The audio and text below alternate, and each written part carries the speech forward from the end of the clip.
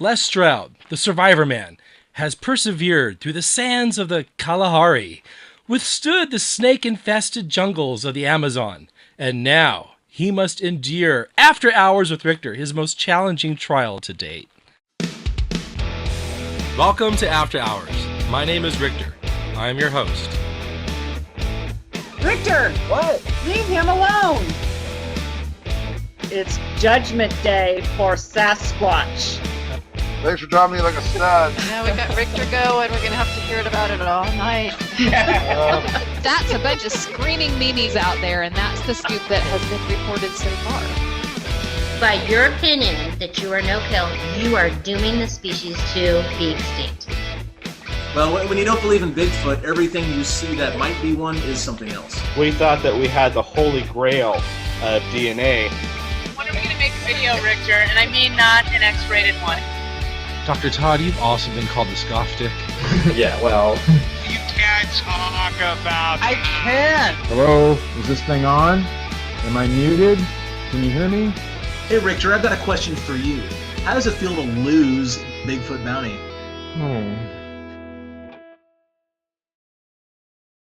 My question is, why do you think Bigfoot is real?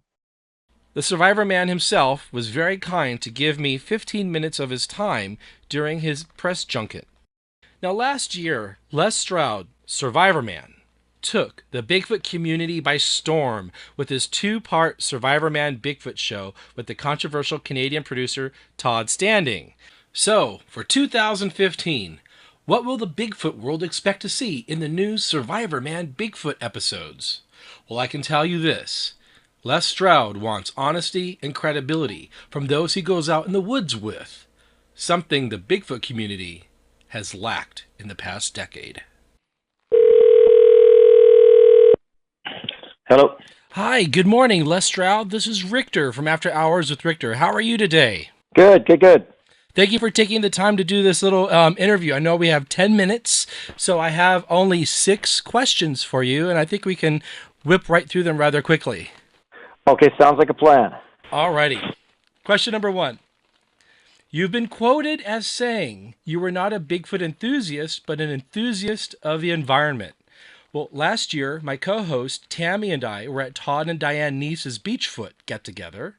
And while we were there, we saw you Skype in for a chit-chat, which was really cool. And we noticed the devastating effects of the logging industry. Now, what are your thoughts on the clear-cutting and man's influence on the environment? Is it getting worse?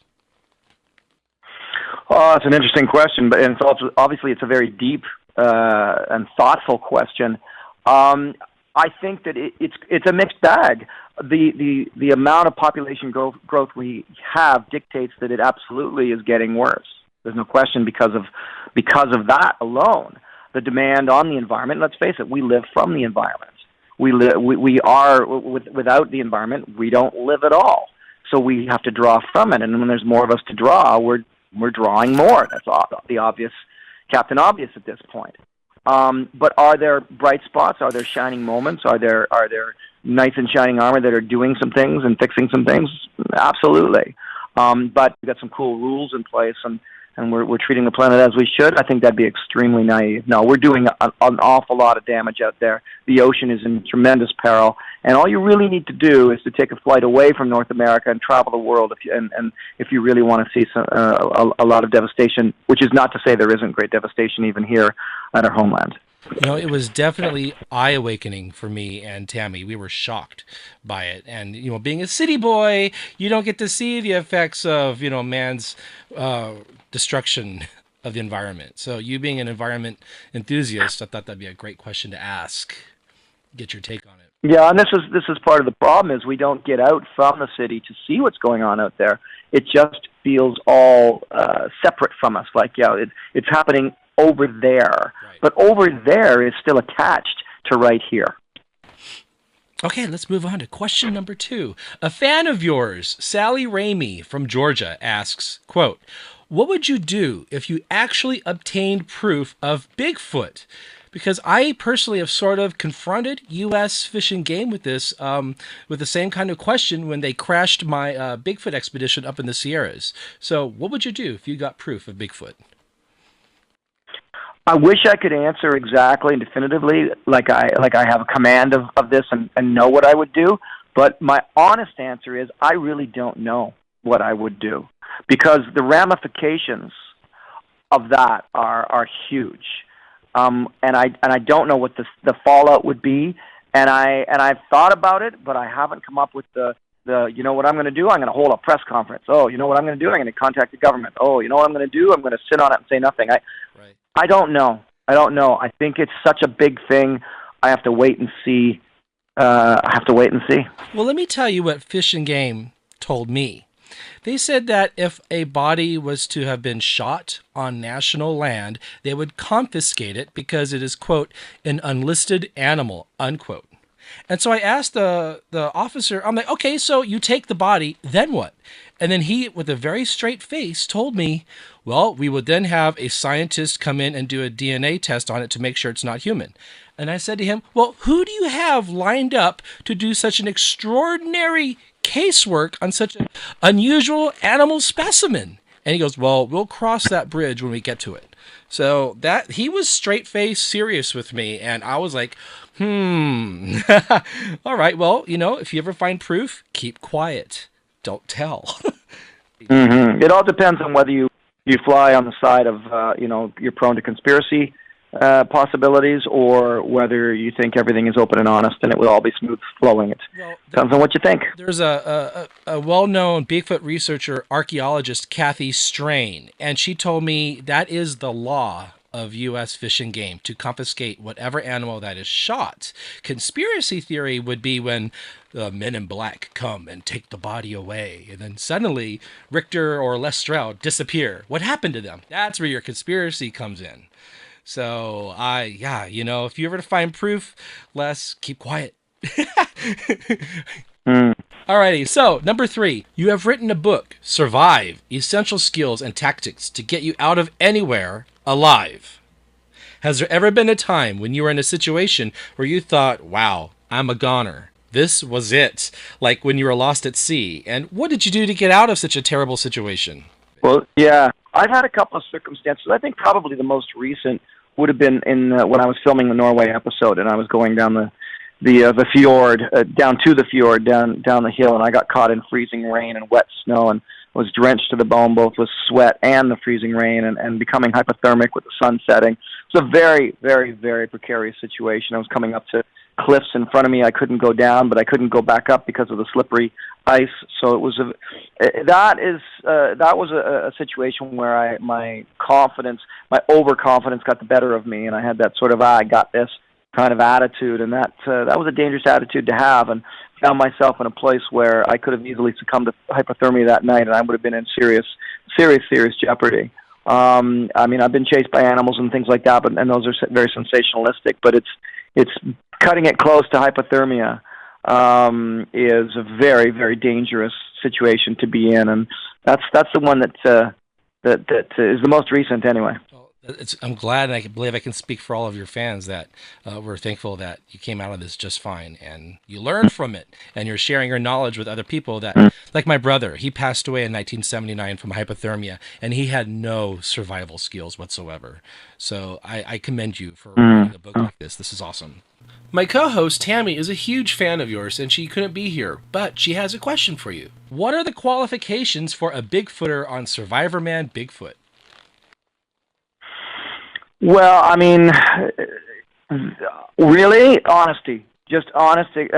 What's happening is people are taking me into their locations and sharing with me their experiences. I need just the honesty. That's all. My search is just about honesty. So they have to be very honest and very open about what they see, what they've experienced, and be ready to tell me. And if they feel the need to hold things back, then maybe they're just not ready to have me there at all. So an openness and an honesty is all that's required. That is a great segue, Les, from my next question. You've been doing Survivorman for over 10 years now, and it is known that you scout locations ahead of time and consult with the survivalists and the natives that are, used to that particular area in regards to Bigfoot. Now, there's a lot And I mean a lot of hoaxers, woo-woos, and delusional people that think, oh, Bigfoot's your friend and can turn into orbs, cloak, read your mind, travel through interdimensional doorways, and so on. Now, I wish I was making this shit up, but I'm not. So how do you read those people out? And where do you stand with this paranormal side of Sasquatch? Well, what you've got in the search for Sasquatch is you have a scale of, I don't want to use the word believers. I don't like that word at all. So I call them advocates or enthusiasts. So you have a scale of Bigfoot advocates, Bigfoot enthusiasts. On the far left of the scale, you have Gigantopithecus. It's Gigantopithecus. On the far right of the scale, you have aliens. And you have a gradation of scale of everything in between. The interesting thing is that when you get into the center of the scale, there's actually agreement amongst all the different Bigfoot advocates, because you get people who think, well, it's still just a humanoid, but it's a humanoid with incredible skill sets, incredible abilities. And then when you jump over to the right side of the scale, you get into the paranormal side of things. What I've done in all of this is to say, I'm not going to pass judgment on anybody. I'm interested in the subject matter itself. I'm interested in Sasquatch, in Bigfoot, in the phenomenon of Sasquatch. And so if I'm led into an area by someone who says, what do you see, man? I'm going to show you orbs, dude, and you're going to see, like, alien ships, and you're going to, you know, and the mind speak. Well, you know what? Then I just go like, okay, all right, well, I'm here. So show me. And if I go to another place and they say, listen, man, this is Gigantopithecus. There's a grouping of them here, and there's 12 of them, and and they travel this way and they eat this food. Okay, show me. Yep. And that's the way I go into it. So I'm not gonna back up the Gigantopithecus believers, and I'm not gonna back up the alien believers. I'm gonna say to all of them and everyone, if you think you can tap into Sasquatch and Bigfoot on your level, fine. I'm here as an honest observer, an honest skeptic with an extremely open mind. Show me what you got. You know, Les, I got to say, in the 5 years I've been involved with the Bigfoot community publicly, I've noticed that no one likes to be held accountable for what they say or do in regards to Bigfoot. It's all about, take me for what I say. This is what I'm saying, and this is proof. No, it's a story. Bring me the evidence. Show me the money. Mm-hmm. You know, so yeah, I've noticed that as well. Mm-hmm. Exactly. And that's the way I treat this in both with the paranormal people and the Gigantopithecus people. I mean, the irony of this, and I hope that people who are into this subject matter hear this chit-chat we're having, the irony of this is the biggest argument is not between those who say they don't exist and those who say they do. The biggest argument is between the people who are trying to say what it is. And that's where I go. It's like, let's try and find out, first of all, what it is, because I'm sorry, but with all due respect to very good, learned associates of mine, you don't have the smoking gun. Give me the smoking gun, and then I will say it's a Gigantopithecus. Or give me the smoking gun, and I will say it's aliens incarnate. But without your smoking gun, there's nothing but what you think it is. And I don't care if you're a PhD anthropologist or a PhD ufologist. I don't care what you are.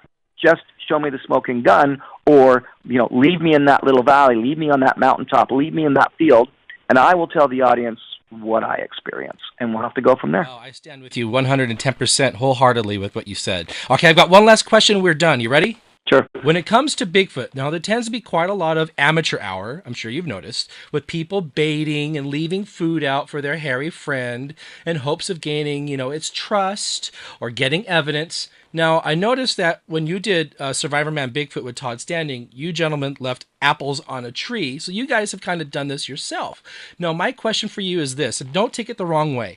People know me to be kind of bitchy, but I'm not being bitchy, I'm being very serious. My question for you is this: is this ethical to be leaving food out in a wild location that could be inviting danger? What kind of danger? Bears, especially. You're feeding animals. Is it ethical? Oh, sure. It's totally, in my opinion, I mean, from all the time in the wilderness, you put an apple in a tree and and a bear gets it and eats it, and all of a sudden he's going to be a man-eater bear, or he's going to attack go inside your cooler in your car. No, bears are sniffing out food no matter what. Habituating wild animals happens in public parks when you start dealing with, scads and scads of food situations. But if you go out in the middle of nowhere, away from the public and all of this, and you put an apple 16 feet up in a tree with the thought that a Gigantopithecus is going to climb up and get it, as far as I'm concerned, if I'm answering your question bluntly, I don't have any. Well, I personally don't have a problem with the ethics of it anyway. So maybe I'm wrong. Your answer totally took me by surprise, and I love that because it's very well thought out. And and you're also out in the wild. I'm thinking about more like campgrounds. Now, there are some woo-woo people who habituate and constantly feed wild animals. For example, Les, I know of one Darwin Award candidate that lives in Oregon and leaves peanut butter sandwiches and fast food near the Oregon caves. He's been upset because twice now he's had bears ravage his campsite. And it's like, well, stop leaving food out. He's not doing the math. He's not doing the wildlife biological math. You have to do that. You have to bring in cougars into it and bear into it and wolves and things like that. You have to bring them into the picture because that's their home, right? So, yeah, you got to know that what you're doing is not disrupting that natural behavior. All right, my friend, I better go and hop on this next interview. Awesome. You were great to have on After Hours. Thank you so much for taking time with me. Let's do it again. Thank you. Good night. Okay, bye-bye. You can watch Survivorman Bigfoot beginning tonight, April 1st, on the Discovery Channel in the United States with the legend of Clemtu Hill, and then return on April 10th for the second episode called Where the Myth Began. Something bad going on. Tonight I feel that something's wrong. I don't know. Something strange is going on. Interesting life. But I know it's something bad.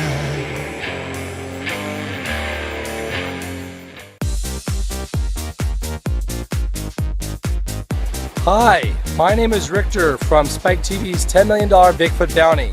I also do a webcast called After Hours with Rictor, and I am out here in Oregon at Beachfoot. Now, I'm going to show you something for all you amateur Bigfooters out there. This is what is called a root ball. Are you ready? All right. My beautiful co-host, Tammy Murray, is showing you this is what is called a root ball. We've known many people to post these on Facebook and claim it's a Sasquatch without any due diligence, without any scientific method being applied. This is not a Bigfoot, ladies and gentlemen. It's a knocked over tree.